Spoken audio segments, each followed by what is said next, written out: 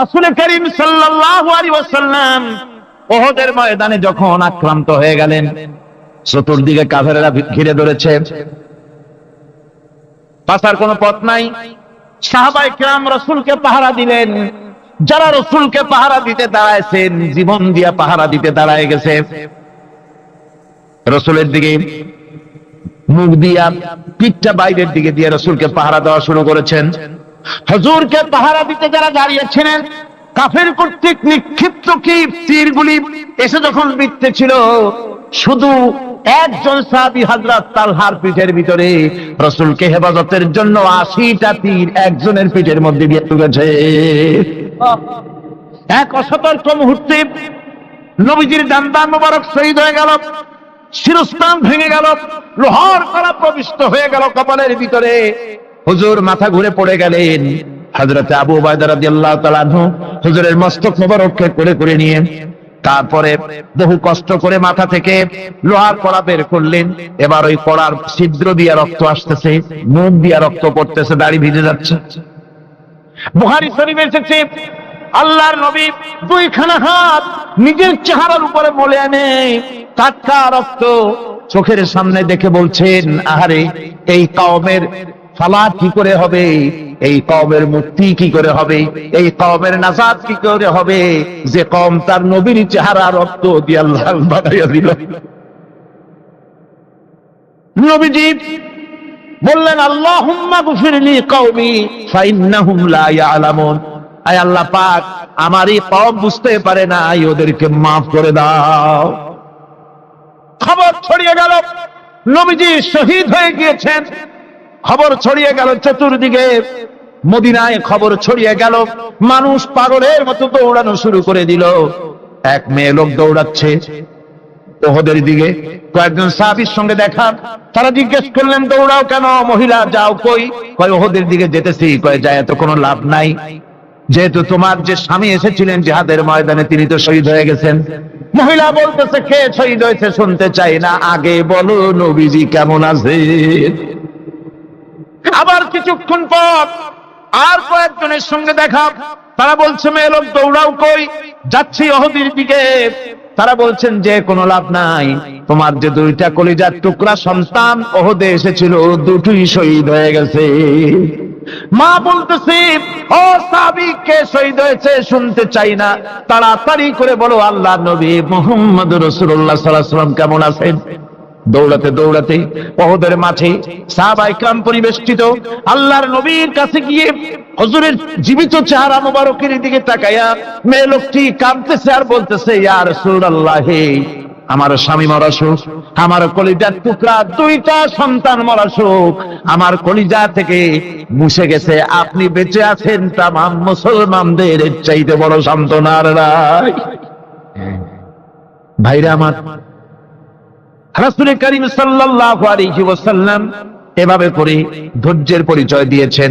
গালাগালি দেন নাই, রাগ করেন নাই, বদদোয়া করেন নাই। সুবহানাল্লাহ কোন, সুবহানাল্লাহ।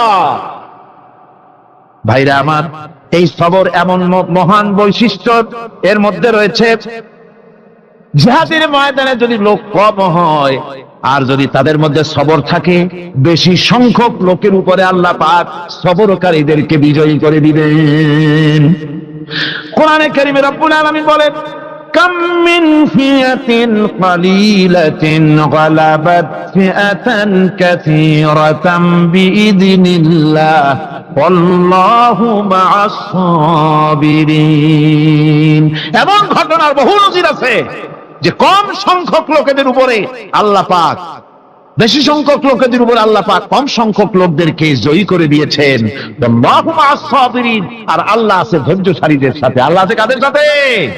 দেখেন না বদরের কামটা, বদরের ময়দান, 313 জন মুসলমান, অস্ত্রপাতি নাই, সামান্য সামান্য অস্ত্র, আর কাফেররা এসছে হাজারেরও বেশি। আমার বন্ধুগণ, ধৈর্য কত বড় কাম দিল, ধৈর্য ধারণ করেছেন তারা, আল্লাহর উপরে ভরসা করেছেন। আল্লাহ রাব্বুল আলামিন অস্ত্রের কাজ কি দিয়া করায় দিলেন? একজন সাহাবী এসে বলছেন, হুজুর, জিহাদের ময়দান, ইসলামের প্রথম জিহাদ, আমার কাছে তো অস্ত্র নাই, মেহেরবানি করে একটা অস্ত্র আমারে দেন, আমি লাফায় পড়ি জিহাদের মধ্যে। হুজুর বলেন, অস্ত্র তো আমার কাছে নাই, দিবটা কি? সাহাবী বলছেন, হুজুর, অস্ত্র না থাকে যা পারেন তাই দেন, আপনার হাত দিয়ে যা দিবেন আমি দাঁড়ায় থাকতে পারবো না, জিহাদে আমাকে শরীক হতেই হবে।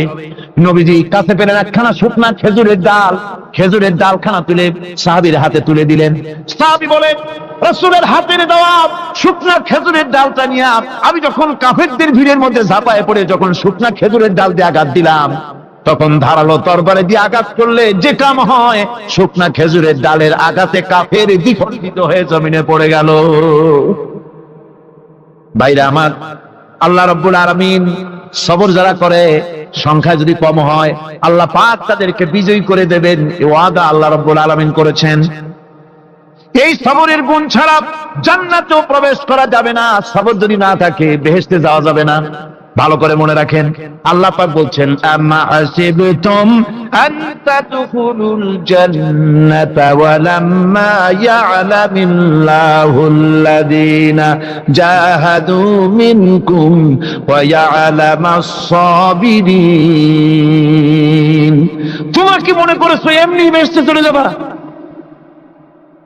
এটা কি মামু বাড়ির আবদার নাকি? এমনি বেহেশতে চলে যাবা? অথচ আল্লাহ রাব্বুল আলামিন এখনো দেখেন নেননি যে তোমাদের মধ্যে কারা জিহাদ করতে প্রস্তুত, কারা তোমাদের মধ্যে জিহাদ করে জান দেওয়ার জন্য প্রস্তুত, আর কারা ধৈর্যধারী, এটা তো আল্লাহ এখনো দেখে নেন নাই। সুতরাং হক এবং বাতিলের সংগ্রামে লিপ্ত হতে হবে। আল্লাহ দেখতে চান কারা জীবন দিতে চায়। সুতরাং ইসলামী আন্দোলনে যারা শরীক হবে, তাদের বিপদ এবং মুসিবত দিয়ে আল্লাহ রাব্বুল আলামিন তাদের সাহসিকতা এবং ধৈর্যের পরীক্ষা নেবেন। কোরআনে কারীম বলছেন, وَلَنَبْلُوَنَّكُمْ حَتَّى نَعْلَمَ الْمُجَاهِدِينَ مِنكُمْ وَالصَّابِرِينَ وَنَبْلُوَ أَخْبَارَكُمْ। অবশ্যই আমি তোমাদেরকে পরীক্ষার সম্মুখীন করব, আর তোমাদের মধ্যে সত্যিকার মুজাহিদ, দৃঢ়তা অবলম্বনকারী কারা আমি তা দেখব। এরা যেন আমি দেখে নিতে পারি, সেই জন্য আমি বিপদ এবং মুসিবতের মধ্যে তোমাদের ফেলবো। ধৈর্যধারীদের উপরে আমার রহমত অবশ্যই থাকবে। খবর এমন এক সম্পদ যা ধারণ করলে পরে আল্লাহ রাব্বুল আলামিন রাষ্ট্রীয় ক্ষমতা দান করে দেন। কোন সুবহানাল্লাহ, জোরে কোন সুবহানাল্লাহ। ধৈর্য ধারণ করলে আল্লাহ রাষ্ট্রের মতো বিরাট নিয়ামত আল্লাহ হাতে তুলে দিবেন। তার প্রমাণ কোরআন শরীফে আল্লাহ বলছেন, বনি ইসরাইলরা মিশর থেকে যখন বহিষ্কার হয়ে গেল, তাদের যখন পা রাখার কোনো জায়গা থাকলো না, বনি ইসরাইলরা মিশর থেকে যখন বহিষ্কার হয়ে গেল, এরপরে আল্লাহ পাক তারা যখন ধৈর্য অবলম্বন করলো, আল্লাহ পাক তাদের ব্যাপারে বলছেন, ওয়া আওরাসনাল কওমাল্লাযীনা কানু ইউসতাদআফুনা মাশারিকাল আরদি ওয়া মাগারিবা আল্লাতী বারাকনা ফিহা। আর তাদের স্থলে আমি নির্যাতিত লোকদেরকে প্রতিষ্ঠিত করলাম। পশ্চিম এবং উত্তরের তাদেরকে আমি পশ্চিম এবং পশ্চিম এবং পূর্বের উত্তরাধিকারী তাদেরকে বানায় দিলাম। বিরাট এলাকা তাদের হাতে আমি তুলে দিলাম। ওয়া তাম্মাত কালিমাতু রাব্বিকাল হুসনা আলা বানি ইসরাঈলা বিমা সাবারু। আর এভাবে করে আল্লাহ পাক তার কথাকে পূর্ণ করলেন বনি ইসরাইলদের উপরে। সবর ইখতিয়ার করার জন্য, ধৈর্য ধরার কারণে আল্লাহ পাক রাষ্ট্রের মালিক তাদের বানাই দিলেন। সুবহানাল্লাহ। সবর যদি করা হয়, তো যুদ্ধ যদি বাদে, যদি জাহাজ শুরু হয়ে যায়, আল্লাহ পাক বলেছেন ফেরেশতা দিয়ে সাহায্য করবে। যদি সবর থাকে তোমাদের, সবর থাকলে আল্লাহ কি দিয়ে সাহায্য করবে? ফেরেশতা। কোরআনে কারীম বলছে, বালা ইন তাসবিরু ওয়া তাত্তাকু ওয়া ইয়াতুকুম মিন ফাওরিহিম হাদা ইউমদিদুকুম রাব্বুকুম বিখামসাতি আলাফিন মিনাল মালাইকাতি মুসাউমিন। হ্যাঁ, তোমরা যদি ধৈর্য অবলম্বন করো আর আল্লাহকে ভয় করে চলো, তাহলে এক্ষুনি আল্লাহ রাব্বুল আলামিন তোমাদের জন্য কাতারে কাতারে শৃঙ্খলাবদ্ধ ৫,০০০ ফেরেশতা দিয়ে তোমাদেরকে সাহায্য করবেন। সুবহানাল্লাহ। তোমাদেরকে ফেরেশতা দিয়ে সাহায্য করা হবে। তোমরা যদি সবর ইখতিয়ার করো তাহলে সংখ্যা যদি কম হয় বেশি সংখ্যার উপরে জয়ী করে দেবে। ইয়াকুম মিনকুম ২০ সাবিরুনা ইয়াগলিবু মিয়াতাইন। যদি তোমাদের ভিতরে ধৈর্যশীল ২০ জন হয় আমি ২০০ কাফেরের বিরুদ্ধে তোমাদেরকে জয়ী করে দেব। সুবহানাল্লাহ। তোমরা যদি হও ধৈর্যশীল ২০০ কি কয় ২০ জন ২০০ কাফেরের উপরে তোমরা জয়যুক্ত হয়ে যাবে। আর বিপদ আর মুসিবতে যারা ধৈর্য ধরে তাদের জন্য আল্লাহর পক্ষ থেকে সুসংবাদ। সুসংবাদ কাদের জন্য? ধৈর্যধারীদের জন্য।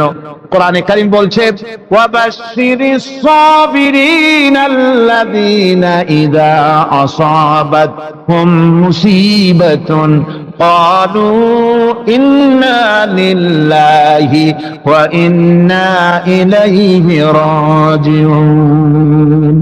সুসংবাদ সেই সব ধৈর্যশালীদের জন্য যারা নাকি বিপদ এবং মুসিবতে আসলে যারা বলে, কি বলে? পড়েন আমার সাথে, ইন্না লিল্লাহি ওয়া ইন্না ইলাইহি রাজিউন। এটা শুধু আমাদের লোকেরা কেউ মরলে পড়ে, এটা শুধু মরার সময় নয়, বরং যে কোনো বিপদ আর মুসিবত এলে মুমিন বান্দা যারা তারা কি পড়বে? ইন্না লিল্লাহি ওয়া ইন্না ইলাইহি রাজিউন। নিশ্চয়ই নিশ্চয়ই আমরা আল্লাহর জন্য এবং আমাদের সকলকেই আল্লাহর কাছে ফিরে যেতে হবে, প্রত্যাবর্তিত হতে হবে। সবরকারীদের জন্য রয়েছে জান্নাতের সুউচ্চ সম্মানের জায়গা। জান্নাতীদের জান্নাতে সবচেয়ে সম্মানজনক জায়গা আল্লাহ রাব্বুল আলামিন ধৈর্যশালীদেরকে দান করবেন।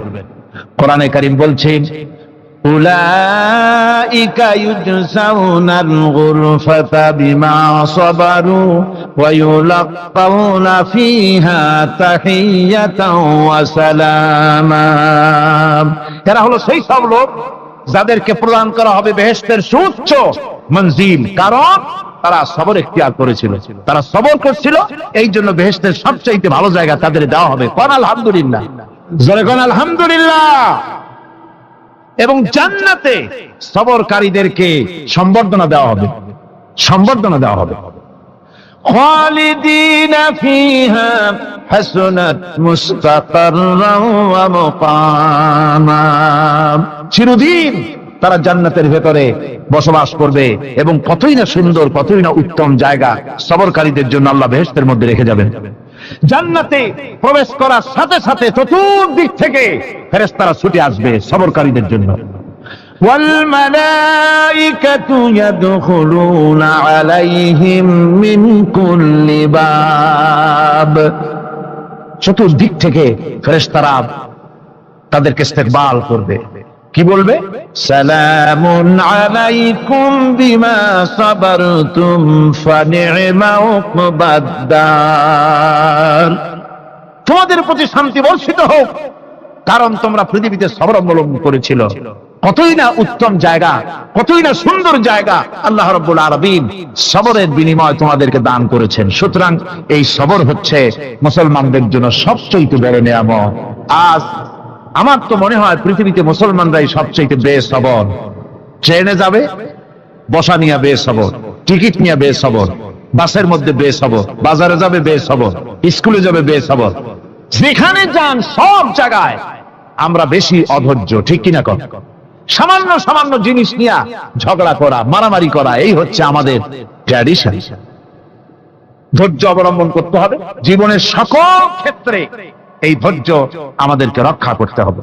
এই ধরনের ধৈর্য যদি আমরা অবলম্বন করতে পারি তাহলে আল্লাহ পাক বলছেন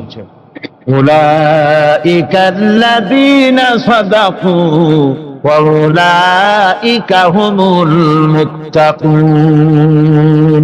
এরাই হলো ঈমানের দাবিতে সত্যবাদী। কোন আলহামদুলিল্লাহ। কারা কারা? না না, শুধু সবরকারী না, না, এই যে 10টা পয়েন্ট বলা হলো, কয়টা পয়েন্ট বলা হয়েছে? 10টি পয়েন্ট। সেই 10টি পয়েন্ট যারা পালন করবে এরা হলো ঈমানের দাবিতে সত্যবাদী, আর এরাই হচ্ছে প্রকৃতপক্ষের মুত্তাকি। আমরা মুত্তাকি বুঝি দাঁতে ছাতা, দাড়ি দাড়ি আশ্রয় না, জাব্বা জুব্বা গায়ে দিয়ে কোনো জায়গায় পড়ে থাকে, হ্যাঁ এটা বড় মুত্তাকি, খুব পরহেজগার। সালাত ফরজ যদি পড়ে তাহলে তো আরো বড় পরহেজগার। জি, আর যদি কাপড় চোপড় মোটেও না থাকে তাহলে তো খাজা বাবা হয়ে গেল। নাউযুবিল্লাহ মিন যালিক। আর আল্লাহ বলছে মুত্তাকি কারে কয় শোনো, এরে কয় মুত্তাকি যাদের মধ্যে এই 10টা গুণ আছে। এই 10টি সত্য যদি সম্পাদন করতে পারি, যদি আমল করতে পারি, জীবন ধন্য হয়ে যাবে। সেই 10টি কথা আমি আবার আপনাদের স্মরণ পটে তুলে দিতে চাই, প্যাকেট করে পকেটে উঠাই দিতে চাই, যেন বাড়ি নিয়ে যেতে পারেন। 1 নম্বর হচ্ছে 10টি পয়েন্টের 1 নম্বর আল্লাহর প্রতি ঈমান। 1 নম্বরে আল্লাহর প্রতি ঈমান, 2 নম্বরে পরকালের প্রতি ঈমান, 3 নম্বরে ফেরেশতাদের উপর ঈমান, 4র্থ নম্বরে কিতাবের প্রতি ঈমান, 5ম নম্বরে নবীদের প্রতি ঈমান, 6ষ্ঠ নম্বরে সহায় সম্বলহীন নিকটবর্তী আত্মীয়, ইতিম, মিসকিন, প্রবাসী, মুসাফির, সাহায্য প্রার্থী এদেরকে মুক্ত করার জন্য এদেরকে সাহায্য প্রদান করা, 7 নম্বরে নামাজ প্রতিষ্ঠা করা, 8 নম্বরে যাকাত আদায় করা, 9 নম্বরে ওয়াদা পালন করা, 10 নম্বরে সবর এখতিয়ার করা। কয়টা হলো? এই 10টি কাজ যদি আমরা পালন করতে পারি, বিপদে মুসিবতে ধৈর্য ধারণ করতে পারি, যত মুসিবত আসুক, আসলে এগুলি কিছু না। মুসিবত আল্লাহ টেস্ট করবেন, মুসিবত দিয়া আল্লাহ টেস্ট করেন। দেখা যায় যে ওদের শক্তি খুব বেশি, চোখে আপনি দেখতে পারেন, কিন্তু আল্লাহ বলছেন ইন্না কায়দাশ শায়তানে কানা দাঈফা। বাতিলরা হলো শয়তান। বাতিলরা কি? আর ওদের চক্রান্ত আসলেই দুর্বল। এদের চক্রান্ত আসলে কি? দুর্বল। কাজেই এগুলিকে ভয় করা যাবে না। বিপদে মুসিবতে ধৈর্য ধারণ করে যদি অগ্রসর হওয়া যায়, তো আল্লাহ রাব্বুল আলামিন এই 10টি পয়েন্ট যদি আমল করা যায়, দুনিয়াও শান্তি পাবো, আখিরাতেও শান্তি পাবো। যত মুসিবত আসুক, বিপদ আসুক, ধৈর্যের সাথে মোকাবেলা করতে হবে। ধৈর্যের অর্থ কি? আমি আগেই বলেছি, ধৈর্যের অর্থ হচ্ছে অবিচলতা, দৃঢ়তা, বরদাস্ত করা, সহিষ্ণুতা, ধীরতা, স্থিরতা। ধৈর্যের অর্থ এটা নয় একজন একটা থাপ্পড় মারলো আর আপনি বলবেন যে বাবা ব্যথা পাইছো নাকি, তাহলে আর একখান থাপ্পড় দিয়া দাঁত আমার সবগুলো ভালাই দেয়। এর নাম ধৈর্য নয়। ধৈর্য হচ্ছে পরিস্থিতির মোকাবেলা করতে হবে সাহসিকতার সাথে, এর নাম হচ্ছে ধৈর্য। ওই যে আমি একটা দৃষ্টান্ত দিয়ে থাকি, এক সাপ একবার মুরিদ হয়েছিল এক পীর সাহেবের কাছে। পীর বলছিলেন যে আমি তো এইসব সাপ মুরিদ বানাই না। কয় না হুজুর, আমারে বানান। তারপরে মুরিদ বানায় কিছু অজিফাতারে শিখাই দিল, আর বললো খবরদার কাউকে দংশন করবে না। ঠিক আছে, সে দায়া জিজ্ঞাসা শুরু করে দিয়েছে। এর মধ্যে জমিনে রাখাল আসছে, ধান কাটছে, ধানগুলো নিবি কি করে, দড়ি দাড়ি পাচ্ছে না। তো কি করা যায়, বানবে কি দিয়া? সন্ধ্যার পরে অন্ধকারে দেখে যে দড়ি একটা পড়ে আছে। ও যে কি দড়ি তা তো ওরা বোঝে না। ওইটারে নিয়ে ধান রে ফেসাইয়া লেজ দিয়ার মাথা দিয়ে এরকম করে বাসেটারে দিয়ে বাঁধছে। সাপ তখন বলতেছে, হায় হায় রে, কেবল যে মুরিদ হইছি, তা না হলে তুই ঠিক পাইছি যে আমি কি ধরনের দড়ি। এরপরে নিয়ে বাড়ি নিয়ে ভালাই দেশে খুলে সাপটার ঘাড় গেছে মস্কিয়া। বহুত কষ্ট করে হুজুরের বাড়ি গিয়ে হাজির। কয় যে হুজুর কি একখান জিকের শিখাইলেন, আমার তো ঘাড়টার মস্কে শেষ। আশ্চর্য কথা, কত মানুষ মুরিদ হইলো, কত কিছু মুরিদ হইলো, কারো তো জিকের করলে ঘাড় মস্কে যাবে কেন? এটা কেমন কথা? কয় হুজুর ঘটনাই। আরে বেটা ঘটনা এইটা, তুই কি করছিলি? কয় যে আপনি যে নিষেধ করছেন দংশন করতে, আমি তো দংশন করতে পারিনি। আরে বেটা, দংশন করতে নিষেধ করছিলাম, ফোঁস করতে তো নিষেধ করি নাই। তোরে যখন দড়ি মনে করে হাত দিছিল, ফোঁস করে উঠতি, ওই রাখা লাফ দিয়া বর্ডার পার হইয়া দিল্লি চলে যেত। কাজী ধৈর্যের মানে শীত হয়ে পড়ে না।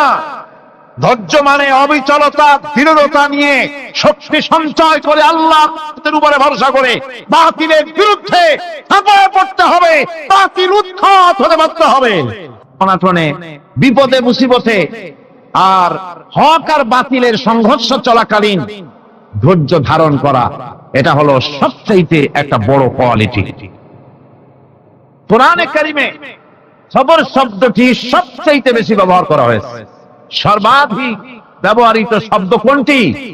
সবর। সবর আরবি একটি মৌলিক শব্দ, এমন একটি মৌলিক শব্দ যার তাৎপর্য অন্য কোন ভাষা দিয়া খবরটা বললে যেমন বোঝানো যায়, অন্য কোন ভাষা দিয়া এটার অর্থ করে এটার হক আদায় করা সম্ভব না। আর এই সবর কোরআনে কারিমে বিভিন্ন জায়গায় বিভিন্ন অর্থে ব্যবহার হয়েছে। যেমন সবর শব্দের অর্থ হচ্ছে অবিচলতা, বাংলায় যা বোঝানো যায়।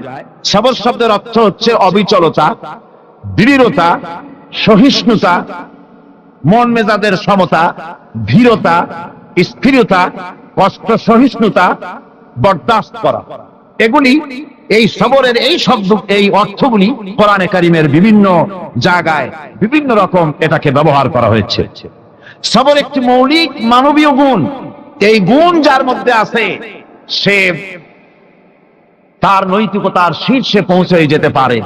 আর এই গুণটি যার মধ্যে অভাব, এই সবর যার ভিতরে নাই, সে মানুষের পর্যায়ে পড়ে না। যত অসুবিধা, যত কষ্ট, যত রকমের বিপদ মুসিবত, যত রকমের অসুবিধার সৃষ্টি হয়, তার মূলীভূত কারণ হচ্ছে ধৈর্যের অভাব, সবরের অভাব। দুনিয়ার সমস্ত নবী রাসূলগণ সবর অবলম্বন করেছেন। তারা ছিলেন সবরের মূর্ত প্রতীক। সবর কাকে বলে দুনিয়াবাসীকে তারা তা দেখিয়ে দিয়েছেন। নিজ নিজ কওমের কাছ থেকে যখন কওমের কাছে নবীরা দাওয়াত দিয়েছেন, ইসলামের দ্বীনের দাওয়াত দিয়েছেন, তখনই সমাজপতিরা, রাষ্ট্র শক্তি তাদের উপরে, নবীদের উপরে ভেঙে পড়েছে, অত্যাচার করেছে। আল্লাহর পয়গম্বরেরা এই সমস্ত অত্যাচারের মোকাবেলায় চরম ধৈর্যের পরিচয় দিয়েছেন। কোরআনে কারিমে উল্লেখ করা হয়েছে অত্যাচারের মোকাবেলায় আম্বিয়ায়ে কেরাম যা বলেছেন সেটা হলো এই: وَمَا لَنَا أَلَّا نَتَوَكَّلَ عَلَى اللَّهِ وَقَدْ هَدَانَا سُبُلَنَا। আল্লাহ পাক বলেন, পয়গম্বররা বলেছেন আমরা আল্লাহর উপরে ভরসা করব না, তো কার উপরে ভরসা করব? তিনি তো আমাদেরকে সঠিক পথ দেখিয়েছেন, সঠিক রাস্তা আমাদের দেখিয়েছেন, সুতরাং তার উপরেই তো আমরা ভরসা করব। وَلَنَصْبِرَنَّ عَلَى مَا آذَيْتُمُونَا وَعَلَى اللَّهِ فَلْيَتَوَكَّلِ الْمُتَوَكِّلُونَ। তোমরা আমাদের যে সব কষ্ট দাও, পীড়ন দাও, সেজন্য আমরা ধৈর্য অবলম্বন করব। তোমরা আমাদেরকে কষ্ট দিচ্ছ, আমরা ধৈর্য অবলম্বন করব আর ভরসা করব কেবলমাত্র তার উপরে যে আল্লাহ রাব্বুল আলামিন আমাদেরকে নবী করে পাঠিয়েছেন। সেই ভরসা করতে হলে সেই আল্লাহর উপরেই তো ভরসা করা উচিত। আমরা সেই আল্লাহর উপরে ভরসা করে আছি। তোমাদের যত খুশি আমাদের বিরুদ্ধে ষড়যন্ত্র করা, আমাদেরকে অত্যাচার করে।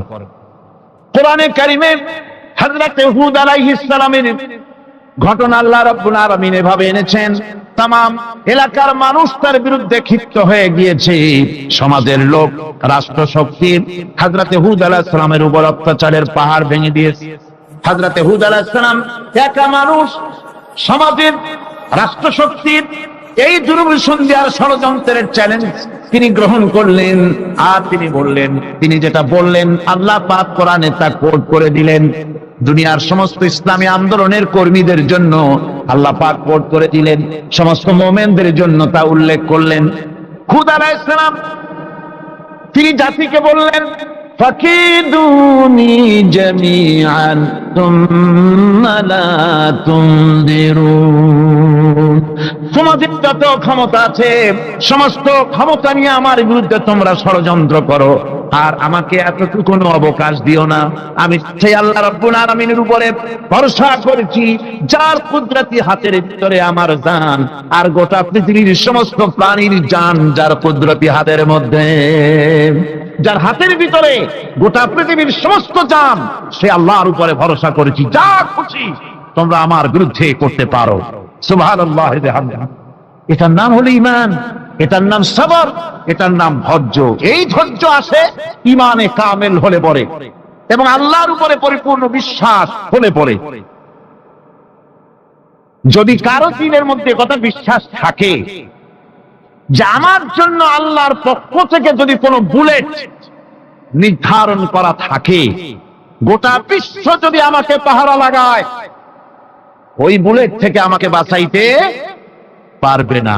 আর আমার জন্য যদি একটা বুলেট আল্লাহ কর্তৃক নির্ধারিত থাকে, তাহলে গোটা পৃথিবীর মানুষ চেষ্টা করেও সেই বুলেট থেকে আমাকে রক্ষা করতে পারবে। এটার নাম হচ্ছে ঈমান। এই ঈমান যখন মানুষের মধ্যে সৃষ্টি হয়ে যায়, তখন সে বিপ্লবী শক্তিতে পরিণত হয়ে যায়। তার কাছে ভয় বলে কোনো জিনিস থাকে না, যেহেতু সে তো ভরসা করেছে এমন শক্তির কাছে যার চাইতে প্রচন্ড ক্ষমতা আকাশেও কারো নাই, জমিনেও। তিনি কে? জোরে চিল্লায় বলেন, তিনি কে? আমার বন্ধুগণ, রাসূল করিম সাল্লাল্লাহু আলাইহি ওয়াসাল্লাম হিজরতের রাতে সূর পাহাড়ের গাড়ে সওরের কাছে যখন চলে গেছেন, হজরে রক্ত হয়ে হয়ে আসতেছে। হযরতে আবু বকর রাদিয়াল্লাহু তাআলা আনহু বলছেন, হে আল্লাহর রাসূল, এখন আর অগ্রসর হওয়া ঠিক হবে না, বেলা উঠে গেলে ধরা পড়ে যাব। এখানে গুহা আছে, ভিতরে প্রবেশ করি। হযরতে আবু বকর রাসূলের সম্মতি পেয়ে হযরত আবু বকর রাদিয়াল্লাহু তাআলা আনহু বলছেন, ইয়া রাসূলুল্লাহ, পাহাড়িয়া গুহা, সাপ বিচ্ছু থাকতে পারে, আমাকে অনুমতি দেন, আমি আগে ভিতরে ঢুকে সাফ করে আপনাকে ডাকি। ভিতরটা সাফ করে তিনি ডাকলেন। রাসূল করিম ভিতরে ঢুকে বলছেন, আবু বকর, পাহাড় বেয়ে বেয়ে বড্ড কষ্ট হয়েছে, একটু বসো, তোমার উরুর উপরে মাথা রেখে আমি একটু ঘুমাইয়া যাই। আল্লাহর নবী আরাম ফরমাচ্ছিলেন।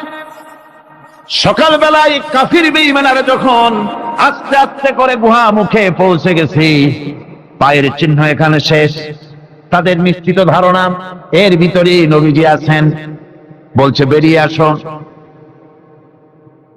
একজন বলে নাই, আর একজন বলে আছে। এভাবে তাদের মধ্যে দ্বিমত হয়ে গেল।